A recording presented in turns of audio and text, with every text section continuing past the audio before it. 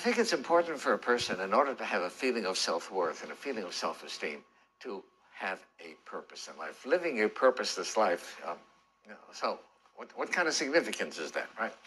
And tell the story of two vagrants who were arrested for loitering, right? And the judge asked one guy, what were you doing when you were arrested? He says, nothing. He asked the other one, what were you doing when you were arrested? He says, I was helping him.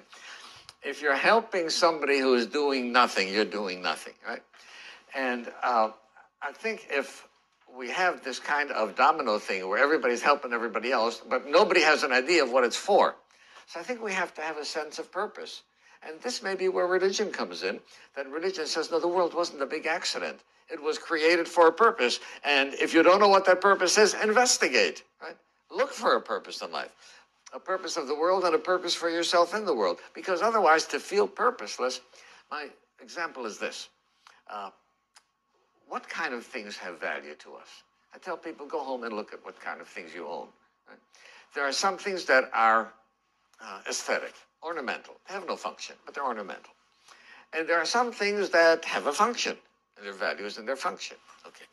You have a beautiful grandfather clock, right? It stops working. It can't be repaired.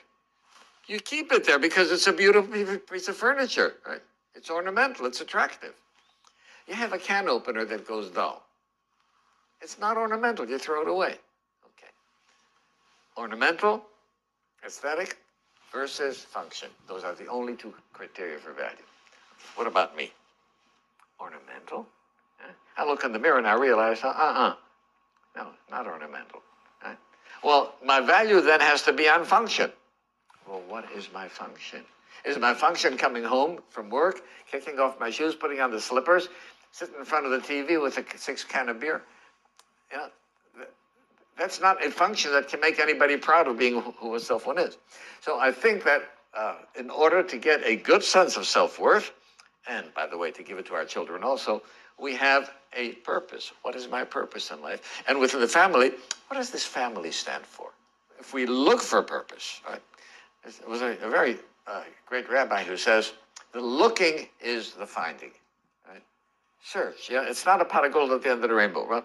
But as you search, you develop your traits, you develop your skills, you develop your philosophy of life. Begin to search. Too many people don't search. Everything is taken for granted. This is the way the world is. So I think that we have to search for purpose.